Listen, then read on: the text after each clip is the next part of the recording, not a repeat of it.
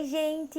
Eu sou a Ali e você está no Literatura Engajada. Bom, no vídeo de hoje a gente vai conversar um pouquinho sobre o livro Enterre Seus Mortos, da Ana Paula Maia, que foi o livro que eu li junto com o pessoal do Clube de Literatura Negro Brasileira, que é o clube em que eu medio. E a gente leu esse livro no mês passado, no mês de junho. Ele é um livro bem curto, assim, ele tem pouco mais de 130 páginas. E foi um livro que, em uma primeira leitura, eu achei que eu não iria gostar e que não seria uma leitura tão interessante como eu imaginava. Mas, chegando para o final do livro, as coisas começaram a mudar. Então, o livro foi publicado em 2018 pela Companhia das Letras. E nesse livro a gente vai acompanhar aí, a história de Edgar Wilson, que é um personagem que se apresenta em outros livros da autora também, como A Guerra dos Bastardos, em 2007, e Entre Rinhas de Porcos e Cachorros Abastardos, em 2019. E aqui a gente vai perceber que a Maia traz um assunto que está muito presente dentro de seu universo ficcional, que é a violência. Mas a violência no universo de Maia é uma violência que eu diria diferente, assim, não é como a gente costuma ver geralmente em livros mais contemporâneos, que traz aí o realismo. É uma violência que chega até mesmo a ser grotesca de certa forma, inexpressiva também, por causa da forma como a autora narra o livro, Ele é dividido em duas partes, então nós temos a primeira parte denominada os animais, e temos a segunda parte denominada os mortos, Nessa primeira parte, que é os animais, a gente vai conhecer mais sobre o trabalho do Edgar Wilson. E o que me chama muito a atenção logo na primeira leitura é que a autora não faz nenhuma ambientação aqui. Ou seja, ela não detalha muito o ambiente, o local onde essa história está acontecendo. A gente não sabe aonde que é essa história, O local dessa história realmente existe no mundo. E isso é interessante porque é como se a autora não quisesse focar muito nessa parte, dando ao leitor a possibilidade de multi-interpretabilidade dessa cidade, nesse local que se encontra aí a história de Edgar Wilson, que a gente vai conseguir acompanhar ao longo do livro. Edgar Wilson aqui vai se juntar com Tomás, que é o seu amigo, aí, o seu companheiro de trabalho, e eles têm como trabalho, como objetivo, retirar os animais mortos que aparecem nas estradas e nas vias dessa cidade, que é ambientada dentro do livro. E é de uma maneira bem corriqueira, assim, como se a morte desses animais não tivesse nenhum valor, sabe? E isso me chama muito a atenção porque a forma como as próprias personagens lidam com essas mortes é de uma naturalidade gigante, que chega, em certa medida, incomodar o leitor por não haver, dando a entender justamente que a gente vive mesmo nessa hierarquia, que é dentro da sociedade, que o ser humano está acima dos animais. Então, as mortes dos animais aqui não têm valor para as pessoas, para as personagens. A gente consegue perceber que eles são...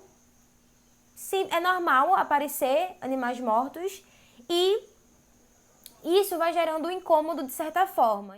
Eu sei que isso não é correto, mas se eles estão soltos por aí, talvez você consiga um para mim. Pagam muito bem por um búfalo. Eu precisaria tirar uns dias para caçar um desses, não tenho tempo agora. Entendo, mas se topar com um... Edgar Wilson se levanta e mete dinheiro no bolso. Pode deixar. Estica a mão e, num aperto, se despede do homem que volta a coser o dorso de uma capivara.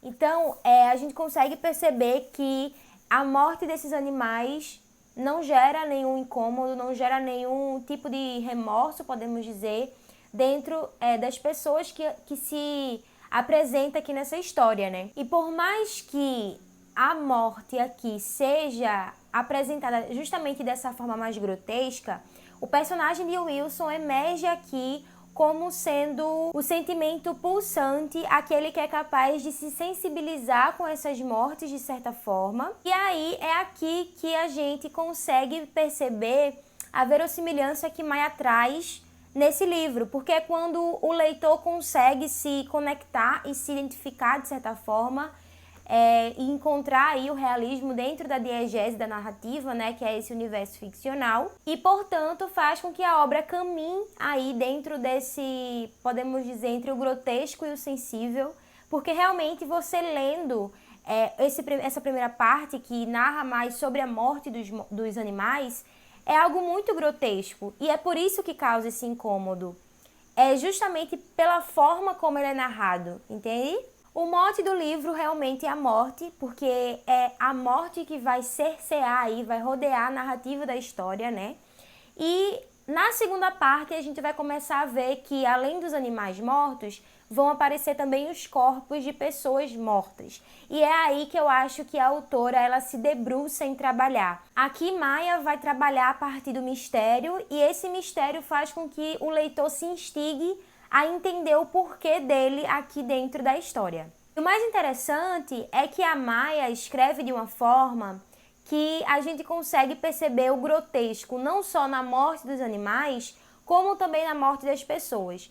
Porque aqui não há nenhum tipo de vínculo emocional entre os seres humanos, entre as pessoas. Porque esses corpos aparecem aqui, mas não existe investigação sobre esse crime, não existe pessoas que buscam, né? A família não busca esses corpos. Então é como se fossem simplesmente pessoas aleatórias que morressem e que ninguém dá a devida importância para isso, desumanizando essas pessoas. E é aí que eu acho que a morte dos animais faz muito sentido, porque é como se a autora quisesse mostrar que, de certa forma, tanto os animais quanto esses seres humanos, né, esses corpos humanos que se apresentam mortos, se entrelaçam aqui, se colocando em o mesmo patamar, né, numa linha horizontal. Depois do Natal, esse é o melhor feriado para nós.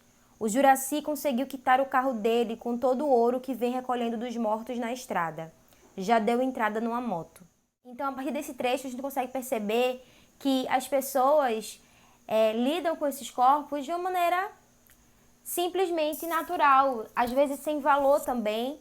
E isso é que gera esse incômodo no leitor, que gera esse grotesco, que gera essa inexpressividade das pessoas e indiferença das pessoas em relação a esses corpos.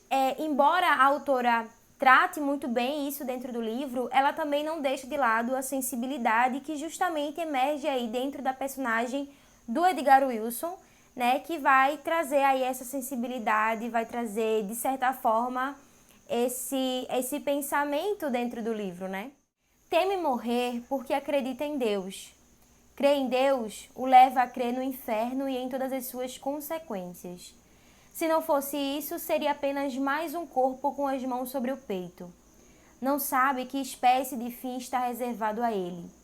Mas diante dos mortos, seja humano, seja animal, ele não se mantém insensível. Não existe sentimento de desprezo maior do que abandonar um morto, deixá-lo ao relento, as aves carniceiras à vista alheia. Então aqui a autora realmente vai explorar essa violência de uma maneira extremamente singular e muito própria de sua escrita.